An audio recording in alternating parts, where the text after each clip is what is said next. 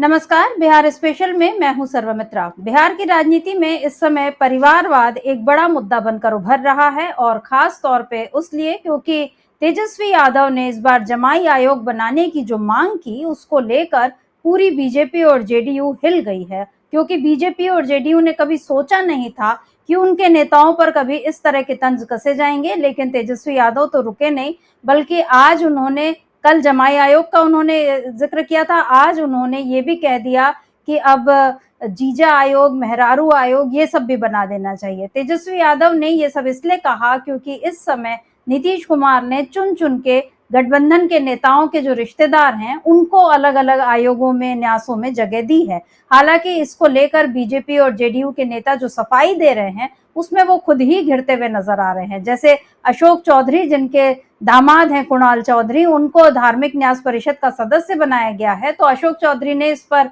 सफाई में ये कह दिया कि वो आरएसएस कोटा से बने हैं। यानी यहाँ पर अशोक चौधरी ने बता दिया कि बिहार में अभी आरएसएस कोटा चल ही रहा है। उसके अलावा उन्होंने जीतन राम मांझी के जो दामाद, उनको जिस तरह अनुसूचित जाति आयोग में रखा गया, उसके लिए तेजस्वी यादव पर पलटवार करते हुए अशोक चौधरी ने कहा कि अगर कोई नेता अपने रिश्तेदार को आगे बढ़ाता है तो उसमें हर्ज ही क्या है। यानी जिस तरह से सफाई दे रहे थे अशोक चौधरी, उसमें वो उनकी एक तो झल्लाहट साफ दिखाई दे रही थी और दूसरी चीज ये समझ में आ रहा था कि वो बिल्कुल अपने बचाव में कुतर्क गढ़ने के लिए भी तैयार हैं। बहरहाल तेजस्वी यादव पर ऐसे कुतर्कों का कोई असर नहीं पड़ता, क्योंकि कल जमाई आयोग के बाद आज उन्होंने जिस तरह जीजा आयोग, मेहरारू आयोग, यानी पत्नी का भी आयोग होना चाहिए और जीजा को भी सेटल करने के लिए भी होना चाहिए, ये सब जो बातें तेजस्वी यादव ने कही, उससे समझ में आ रहा है कि इन चुनाव में तेजस्वी यादव जो आरोप अब तक लालू प्रसाद या गांधी परिवार पर लगते रहे हैं कि वो अपने परिवार को बढ़ाते हैं, अब तेजस्वी यादव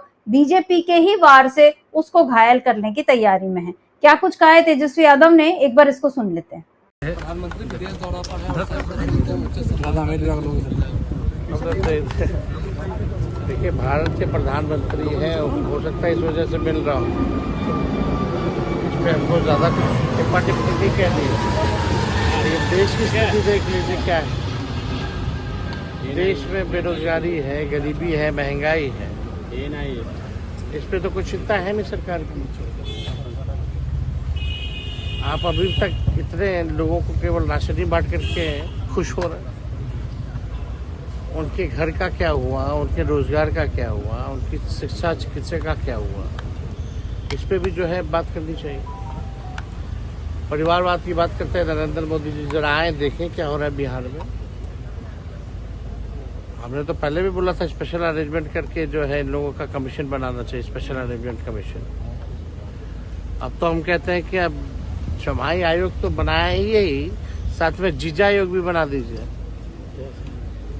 जीजा आयोग कौन? चिराग पासवान जी के जीजा बने हैं, संतोष मांझी जी के जीजा बने हैं, और एक सांसद जो है उनके पति बने हैं। तो जीजा आयोग का भी गठन करना चाहिए और मेहरारू आयोग का भी गठन कर देना चाहिए। कहाँ जो अधिकारी लोग हैं अपने अपने धर्म पत्नियों को जो है एडजस्ट करने में लगे हुए हैं, जरा प्रधानमंत्री जी को ये तो दिखता नहीं है।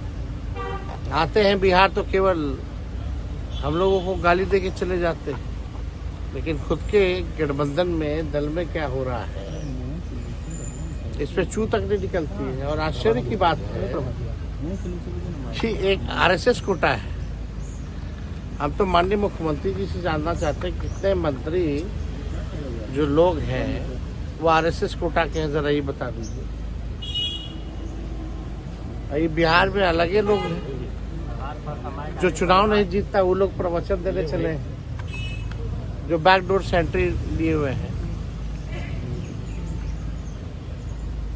कार्यकाल खत्म होने के बाद भी 2 बार घसीट करके जो है 6 महीना के लिए मंत्री बनाया गया। ये अद्भुत बिहार, वही लोग आज प्रवचन दे रहे हैं जो अपने कोई और कोटा से है, बेटी कोई और कोटा से है, दामाद कोई और कोटा से है। ये तो अद्भुत है ना। ये टैलेंट तो सच में टैलेंट है। कहाँ मना कर रहा है कि टैलेंट है? तो टैलेंट वाला ही लोग कर सकता है कि अपने कोई और कोटा से, बेटी कोई और कोटा से और दामाद जी कोई और कोटा से। तो यहाँ पर तेजस्वी यादव ने साफ साफ बता दिया है कि किस तरह से पूरा काम चल रहा है सेटिंग का, यानी जहां पर आप कभी अपने जीजा को रख लीजिए, किसी की पत्नी को रख लीजिए, या चाहे आप उसमें एड्रेस गलत दे दीजिए, आप अपने रिश्तेदारों को भरिए अलग अलग आयोगों में, और कहीं कोई रोकने वाला नहीं, पूछने वाला नहीं, और राज्य की जो बदहाली हो रही है वो अपनी तरह है, और नीतीश कुमार इन सब में कुछ नहीं कर पा रहे हैं। इधर मनोज झा जो कि राज्यसभा सांसद हैं आरजेडी के, और उसके अलावा वो एक प्रखर वक्ता भी हैं, और आज उन्होंने जिस तरीके से ये जो पूरा खेल है कि कैसे अलग अलग जो मंत्री हैं या पदाधिकारी हैं या कि नेता हैं, उनके बच्चों को कैसे, या उनके रिश्तेदारों को जैसे अभी जो जगह दी जा रही है अलग अलग जगहों पर, जो आरोप तेजस्वी यादव ने लगाया वही आरोप मनोज झा ने लगाया, लेकिन इसके पीछे उन्होंने एक बड़ी रणनीति का खुलासा किया, और रणनीति ये है कि मोदी को किसी भी तरह अपनी सरकार बचानी है।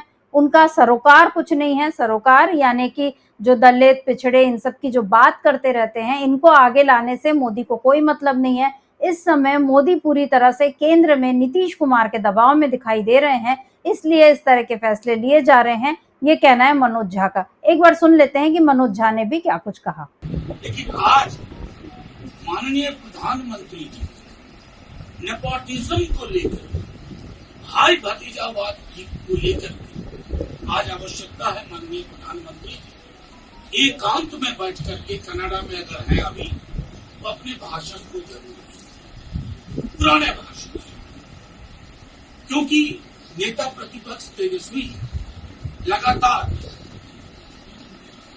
जो डिस्क्लोजर ला रहे हैं, सामने ला रहे हैं महत्वपूर्ण पहलू कि कैसे आयोगों में नियुक्तियां हो रही हैं। एक अधिकारी है, सोचे कि इतना श्रूड मेंटालिटी से कि अपनी पत्नी को नामित करवाया उन्होंने, लेकिन पत्नी के में केयर ऑफ में पति का नाम, पिता का नाम, वो भी गलत था। उसी श्रेणी में आज माननीय नरेंद्र मोदी जी प्रधानमंत्री जी के विधि मंत्रालय एक ही दिन में 2 नियुक्तियां group a senior panel supreme court महामहिम के हस्ताक्षर से जरा दिखा दीजिए, महामहिम के हस्ताक्षर से supreme court of India group A panel council, group A panel JDU के कार्यकारी अध्यक्ष की दोनों पुत्रियां, इतना विशद अनुभव सबको पता है, पब्लिक डोमेन में। इससे पूर्व इस तरह के कारनामित होना क्या होता था, उसकी अहर्ताएं क्या थी, ये भी लोगों को मालूम है। तो प्रधानमंत्री जी आज मुझे बेहद मजबूर व्यक्ति लगे। 400 पार से चलते चलते 240 के लाले पड़े और कोएलिशन धर्म की नई परिभाषा देखी। कोएलिशन धर्म ने ये मजबूरी कर दी, क्योंकि जदयू और तेलुगु देशम पार्टी से सरकार चल रही, तो बैसाखी पांव और हाथ दोनों हो गए, और कलम पे, मोदी जी की कलम पे कोएलिशन का प्रेशर था। गठबंधन के आधार पर सरकार चलती रही, सरोकार चले या ना चले, लोग सरोकार से कितनों भी दूर, लेकिन सरकार चलती रही। तो आपके समक्ष ये लेके आए, हम में से अधिकांश लोग जो चिंतित करते हैं, क्या ये एक बहुत बड़ी आबादी की हक मानी थी? क्या इसके लिए बेहतर योग्य लोग नहीं थे सामान्य वर्ग में भी? क्या इसके लिए पिछड़ा, अत्यंत पिछड़ा दलितों में लोग नहीं थे? तो यहाँ आपने सुना कि मनोज झा किस तरह बता रहे हैं कि गठबंधन की राजनीति है, मजबूरी है मोदी की कि नीतीश कुमार और चंद्रबाबू नायडू दोनों की बैसाखी को उनको साथ लेकर चलना है, इसीलिए इस तरह की पोस्टिंग्स हो रही हैं जहां पर क्वालिफाइड लोगों को नहीं पूछा जा रहा है, और अगर कोई नेता है, कोई प्रभावशाली व्यक्ति है, उसके बच्चों को कैसे जगह दी जा रही है, इस सब का पूरा खुलासा मनोज झा ने किया।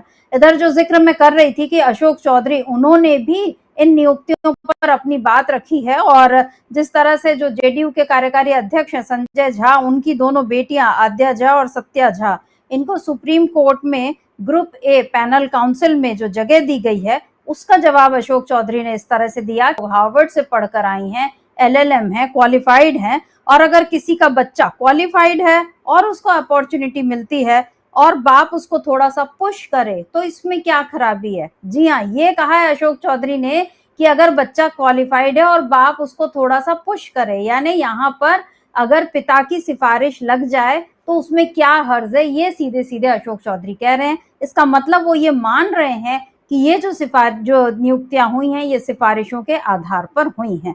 इसी तरह उन्होंने ये भी कहा कि जीतन राम मांझी, उन्होंने अपनी पार्टी को महत्व दिया है, पार्टी का मुखिया अपने लोगों को महत्व देता है, इसमें नया क्या है। यानी यहाँ उन्होंने फिर से एक और नियुक्ति को जस्टिफाई किया है।